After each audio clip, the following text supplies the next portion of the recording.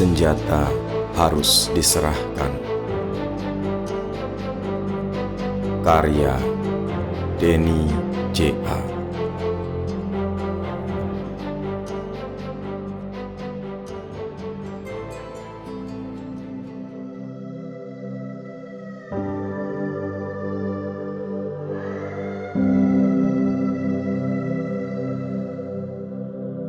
Maluku 2002. Luka masih menganga. Trauma menggantung di udara kota, menempel di daun-daun pohon di desa. Rasa takut, rasa cemas, dendam mengalir di air selokan, di jalan-jalan setapak.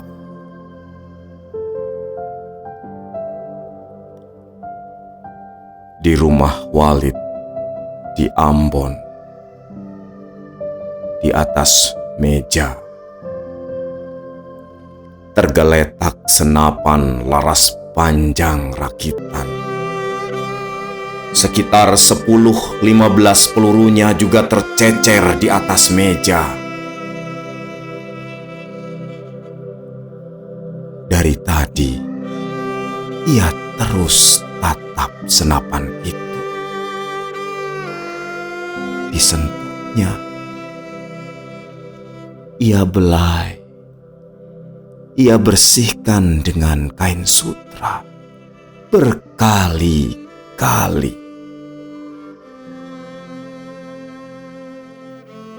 Sungguh Walid belum ikhlas. Perjanjian Malino di tahun itu, tahun 2002, mengharuskan para kombatan menyerahkan secara sukarela aneka senjata.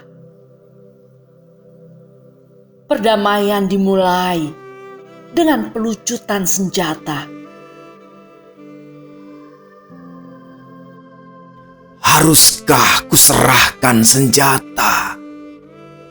Ini penjagaku satu-satunya. Ini bukan hanya senjata, ini nyawaku, nyawa istriku, nyawa anakku.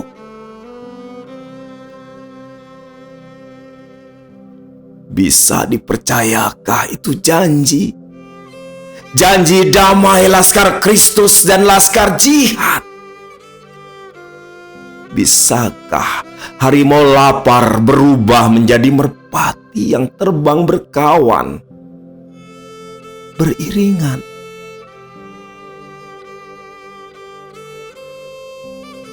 Hanya senapan ini yang kupercaya. Walid sesungguhnya tak suka senjata. Ia tak pernah menyentuhnya. Itu alat kekerasan. Ia pengikut Mahatma Gandhi. Ia percaya hidup yang non-kekerasan. Namun bencana itu mengubahnya. Februari di tahun 2000, Simon, anaknya, baru berusia 13 tahun. Apa daya, konflik Laskar Kristus versus Laskar Jihad ini benar-benar gila. Siapa saja yang berbeda agama dibunuh. Tak peduli ia wanita, tak peduli ia tua renta, tak peduli ia masih bocah. Jelas dan tegas arahannya. Sikat, habisi. Tak usah peduli siapa benar, siapa salah. Karena jika kau tak membunuh, kau yang dibunuh. Walid tak lupa peristiwa itu. Mobil pick-up masuk ke pekarangan rumahnya. Itu mobil ngebut, tergesa-gesa. Dari luar, pengemudi mobil teman lamanya sudah berteriak, Walid! Walid, cepat! Ambil ini Simon! Ayo, cepat! teman lama itu mengeluarkan tubuh bocah yang lunglai, bersimbah darah dari dalam mobil. Sebelum tubuh Simon disentuh Walid, istri Walid menjerit histeris. Simon!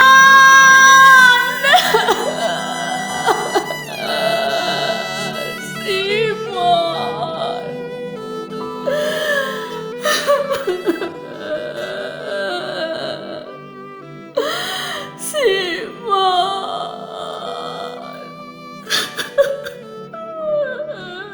Diguncang-guncangkannya badan Simon.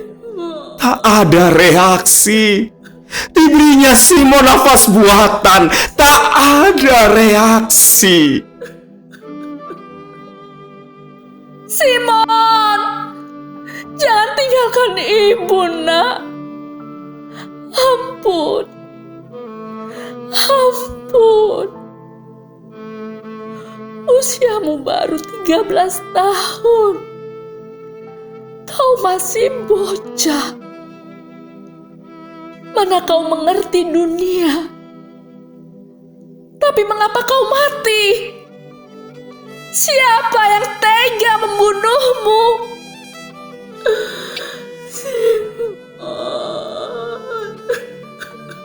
Walid menenangkan istrinya. Dipeluknya jasad Simon.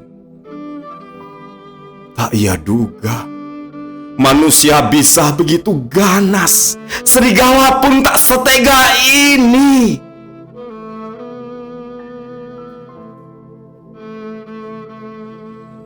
Simon dimakamkan di pekarangan belakang rumah. Situasi masih darurat. Pemakaman apa adanya. Tapi dimakamkan pula di sana hati dan sinar hidup Walid yang lama.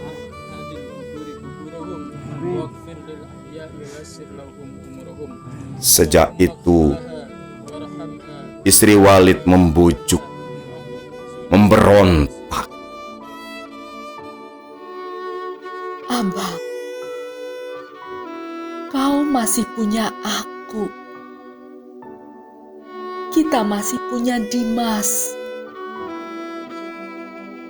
Kau kepala keluarga. Lindungi kami. Jangan kau terlalu lugu. Aku takut, Abang. Bagaimana jika rumah kita diserbu? Bagaimana kau bisa melawan? Mereka semua harimau. Mereka semua singa. Aku takut, Abang. Itulah pertama kali dalam hidup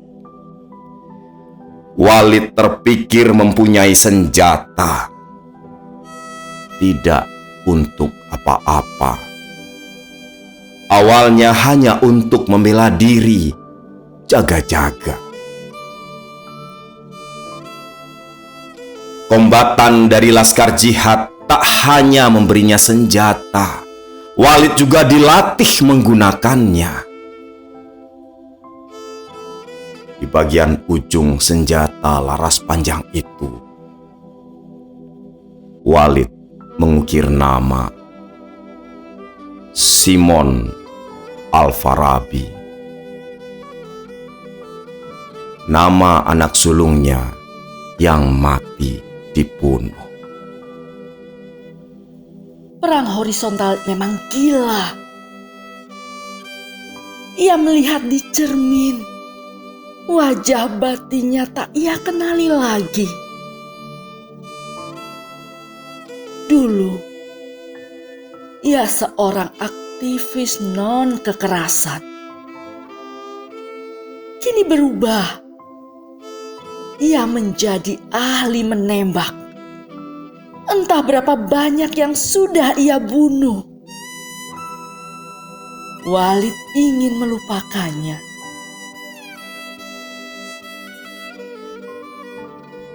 Apa daya, di era Maluku yang gila, senjata ini malaikat penjaga.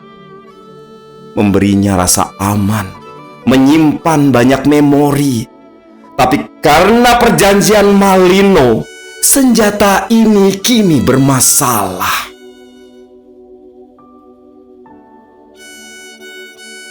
Jika tak diserahkan, ia melanggar kesepakatan. Ia menjadi musuh bersama. Tapi jika diserahkan, bagaimana jika perang meletus lagi?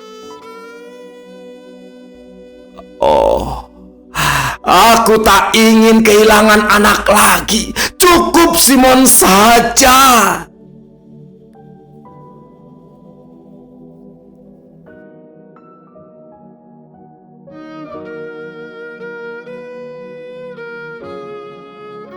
Walid tak tidur malam itu. Tengah malam menjadi subuh. Walid tetap di sana, menatap senjata, memeluk senjata. Rasa cemas hinggap di pintu, menyelinap lewat lubang angin jendela, memenuhi langit-langit rumahnya.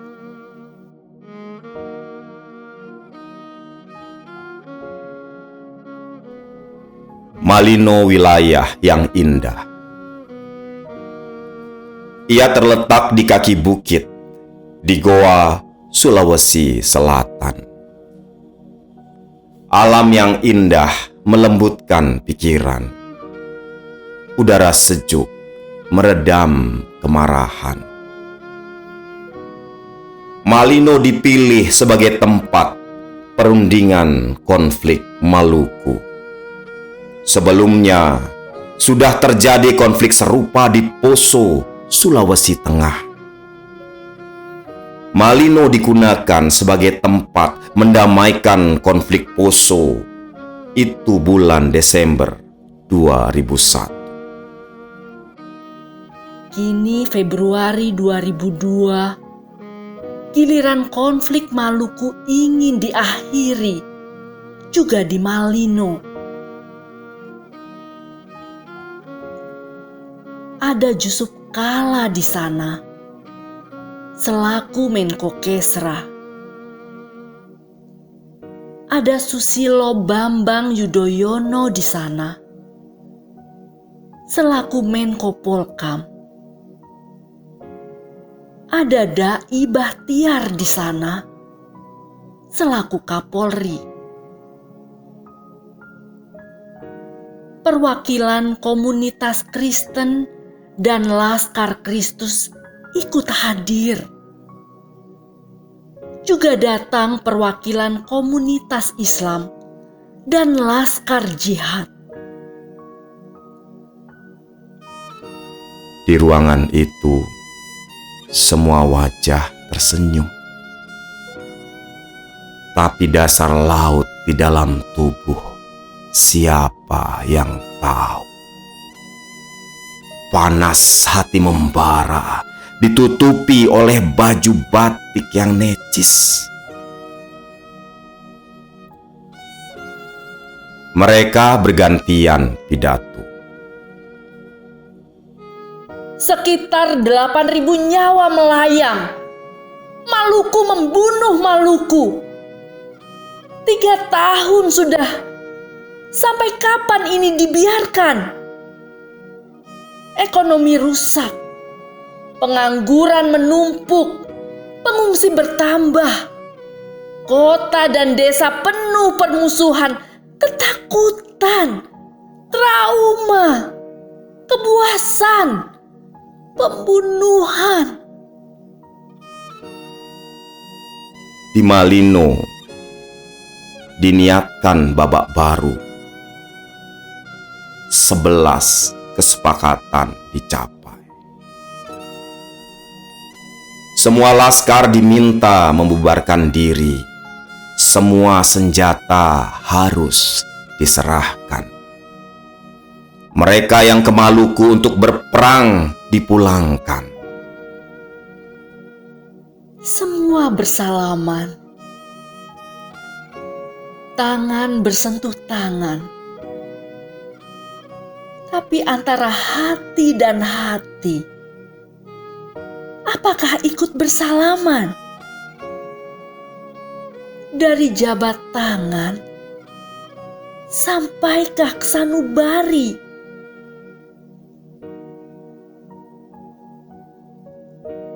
Wakil dari pemerintah pusat kembali berpidato. Konflik Maluku sudah meluas. Isu separatisme RMS lahir kembali. Koneksi Maluku ke Afghanistan, Pakistan juga terbentuk. Tak hanya Maluku dalam bahaya, Indonesia juga dalam bahaya.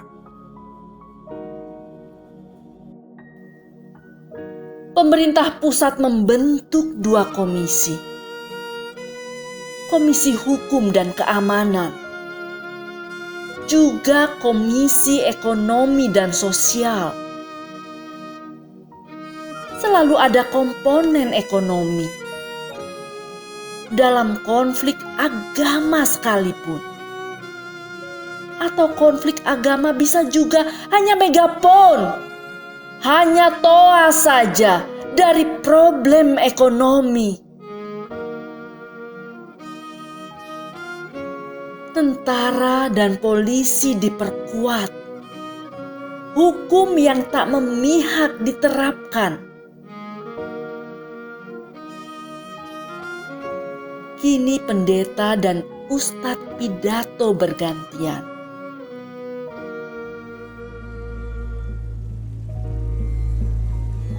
Cukup sudah Maluku membunuh Maluku. Era baru harus dimulai. Era damai. Era Maluku kembali bersaudara. Tapi semudah itukah? Luka masih menganga. Trauma memenuhi Maluku, menempel di daun-daun pohon, tercecer di jalan-jalan, membekas di udara, dan menetap di hati. Di ruang itu, Walid berperang melawan Walid. Haruskah ia serahkan ini senjata? Hari masih subuh. Walid mendatangi makam Zimon di pekarangan belakang rumah. Senjata itu dibawanya. Setelah dikirimkannya doa Al-Fatihah, Walid menangis keras sekali.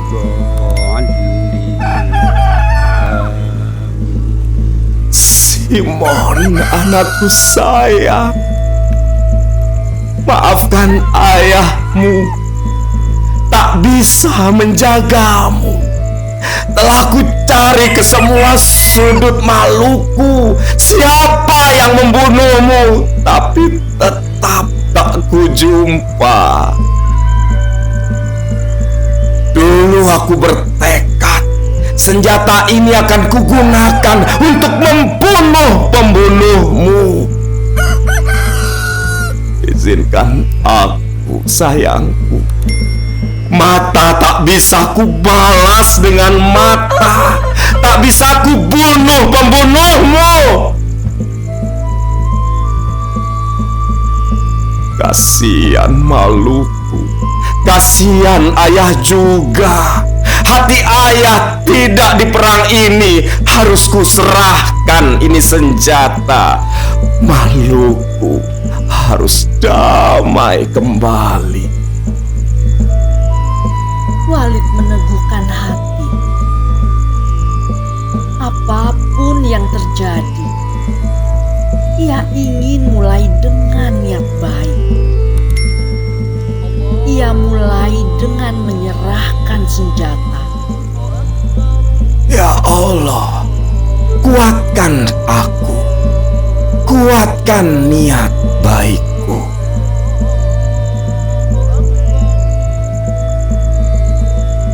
Dari makam Simon, niat baik melayang ke udara, ditiup angin, menerpa ranting dan daun, menyentuh hati manusia.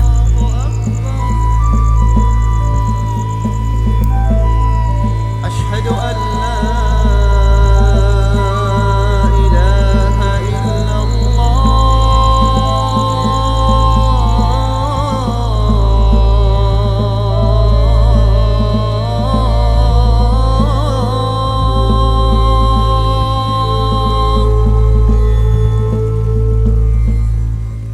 Asyhadu an la